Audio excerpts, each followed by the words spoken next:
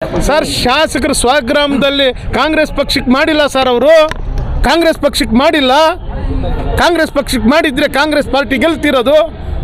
ದ್ರೋಹ ಮಾಡಿದ್ದಾರೆ. ಅರ್ಥ ಆಯ್ತಾ?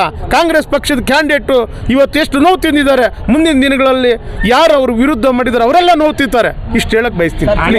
ಅಧ್ಯಕ್ಷ ಸ್ಥಾನಕ್ಕೆ ನಿಮ್ಮ ಪೈಪೋಟಿ ಇದೆಯಾ ಸರ್? ಮಂತ್ರಿಗಳು ಬಿಟ್ಟಿರೋ ವಿಚಾರ ಅದು. ನಾನು ಅಷ್ಟು ದೊಡ್ಡವನು ಅಲ್ಲ, ಆ ಮಾತು ನಾನು ಮಾತಾಡೋದು ಅಲ್ಲ. ಹೈಕಮಾಂಡ್ ಮಂತ್ರಿಗಳಿದ್ದಾರೆ, ಜಿಲ್ಲಾ ಉಸ್ತುವಾರಿ ಮಂತ್ರಿಗಳಿದ್ದಾರೆ. ಜಿಲ್ಲಾ ಉಸ್ತುವಾರಿ ಮಂತ್ರಿಗಳು ಏನು ಹೇಳ್ತಾರೋ ಅದರಂತೆ ನಡ್ಕೊಂಡು ಹೋಗೋದು. ಚಿಕ್ಕಬಳ್ಳಾಪುರ ತಾಲೂಕಿನ ಪರೇಸಂದ್ರ ಕ್ಷೇತ್ರದಿಂದ ಏನು ನಡೆದಂಥ ಇವತ್ತು ಈ ಚುನಾವಣೆಯಲ್ಲಿ ನಾನು ಎ.ವಿ. ನಾಗರಾಜಾದ ನಾನು ಬಹುಶಃ ಅತ್ಯಂತ ಹೆಚ್ಚಿನ ಬಹುಮತದಿಂದ ನಾನು ಗೆಲುವನ್ನು ಸಾಧಿಸಿದ್ದೇನೆ. ಇದಕ್ಕೆ ಕಾರಣಕರ್ತರಾಗಿರ್ತಕ್ಕಂಥ ನನ್ನ ಮತದಾರ ಪ್ರಭುಗಳು ಯಾರಿದ್ದಾರೆ ಅವರಿಗೆ ನಾನು ಅನಂತ ಧನ್ಯವಾದಗಳನ್ನು ಅರ್ಪಿಸ್ತೇನೆ.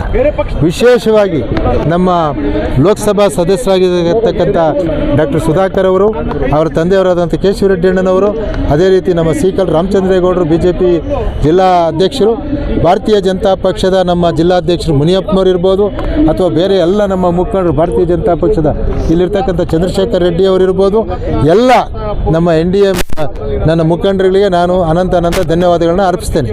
ವಿಶೇಷವಾಗಿ ನನಗಿಷ್ಟು ಮತ ಬರಬೇಕಾದ್ರೆ ನಾನು ಕಳೆದ 35-40 ವರ್ಷಗಳಿಂದ ಈ ಒಂದು ಕ್ಷೇತ್ರದಲ್ಲಿ ನನ್ನದೇ ಆದಂಥ ಸೇವೆಯನ್ನು ಮಾಡಿಕೊಂಡು ನಮ್ಮ ಈ ಒಂದು ಹಾಲಿನ ಕ್ಷೇತ್ರದಲ್ಲಿ ನಾನು ಹೆಚ್ಚಿನ ಒಂದು ಮತವನ್ನು ಅವರಿಗೆ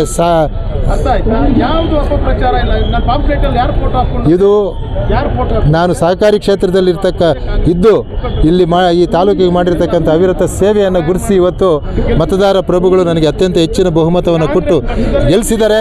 ಇವತ್ತು ಇಲ್ಲಿ ಬರಬೇಕಾಗಿದ್ದರೆ ಏನು ಮೆಗಾ ಡೈರಿ ಬರಬೇಕಾಗಿದ್ದರೆ ಮುಖ್ಯ ಕಾರಣಕರ್ತ ನಾವು. ಆ ಒಂದು ಜಾಗದಲ್ಲಿ ಒಳ್ಳೆಯ ಮೆಗಾ ಡೈರಿಯನ್ನು ತಂದಿದ್ದೇವೆ. ಅದೇ ರೀತಿ ಈ ಒಕ್ಕೂಟ ಬೇರ್ಪಡೆ ಆಗಬೇಕಾದ್ರೆ ಸಾಕಷ್ಟು ಹೋರಾಟವನ್ನು ಮಾಡಿದ್ದೇವೆ. ಡಾಕ್ಟರ್ ಸುಧಾಕರ್ ಅವರ ಜೊತೆ ಸೇರಿಕೊಂಡು ಬಸವರಾಜ ಬೊಮ್ಮಾಯಿ ಅವರು ಏನು ಮುಖ್ಯಮಂತ್ರಿಗಳಾಗಿದ್ದಾಗ ಇದನ್ನು ಬೇರ್ಪಡಿಸಿದ್ರು. ಇದಕ್ಕೇನು ತಡೆಯಾಜ್ಞೆ ತಂದರು, ಅದನ್ನು ಕೋರ್ಟಲ್ಲಿ ಹೋರಾಟ ಮಾಡಿ ಇದಕ್ಕೆ ಜಯವನ್ನು ತಂದುಕೊಡೋದರಲ್ಲಿ ನಾವು ಸಫಲರಾಗಿದ್ದೇವೆ. ಹಾಗಾಗಿ ಇವತ್ತು ಎಲ್ಲ ನಮ್ಮ ಭಾರತೀಯ ಜನತಾ ಪಕ್ಷ ಮತ್ತು ಜಾತ್ಯತೀತ ಜನತಾದಳದ ಮುಖಂಡರುಗಳಿಗೆ ಇನ್ನೊಂದು ಹೆಜ್ಜೆ ಮುಂದೆ ಹೇಳಬೇಕಾದ್ರೆ ಪಕ್ಷಾತೀತವಾಗಿ ನನಗೆ ಸಹಕಾರವನ್ನು ಕೊಟ್ಟಿರ್ತಕ್ಕಂಥ ಎಲ್ಲ ನನ್ನ ಮುಖಂಡರುಗಳಿಗೂ, ಎಲ್ಲ ನನ್ನ ಸಹಕಾರಿ ಕ್ಷೇತ್ರದಲ್ಲಿರ್ತಕ್ಕಂಥ ಅಧ್ಯಕ್ಷರುಗಳಿಗೂ, ಡೆಲಿಗೇಟ್ಗಳಿಗೂ ಮತ್ತೊಮ್ಮೆ ಮುಗದೊಮ್ಮೆ ನಾನು ಅನಂತ ಧನ್ಯವಾದಗಳನ್ನ ಅರ್ಪಿಸ್ತೇನೆ. ಇದು ನಾನು 5 ಬಾರಿ ಗೆಲುವನ್ನು ಸಾಧಿಸಿದ್ದೇನೆ. 5 ಬಾರಿ ಗೆಲುವನ್ನು ಸಾಧಿಸಿದ್ದೇನೆ. ಇದು 6ನೇ ಬಾರಿ. ಅಂದರೆ 1 ಬಾರಿ ನಾನು ಸೋಲನ್ನು ಉಂಡಿದ್ದೇನೆ. ಅದು ಗೊತ್ತಿಲ್ಲ ಯಾಕೆ ಸೋಲಾಯಿತು ಏನು ಅನ್ನೋದು, ಅದ್ರ ಬಗ್ಗೆ ವಿಶ್ಲೇಷಣೆ ಮಾಡೋಕ್ಕೆ ಹೋಗಲ್ಲ.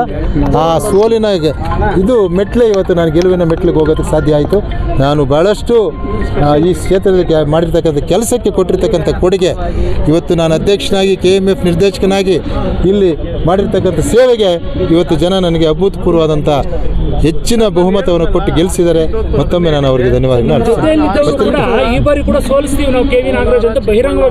ಹೇಳಿದರು. ಅವ್ರು ಹೇಳಿದ್ದೆ ನನಗೆ ವರದಾನ ಆಯಿತು ಅಂತ ನಾನು ಅದ್ರ ಬಗ್ಗೆ ಏನು ವ್ಯಾಖ್ಯಾನ ಮಾಡೋಕ್ಕೆ ಹೋಗಲ್ಲ.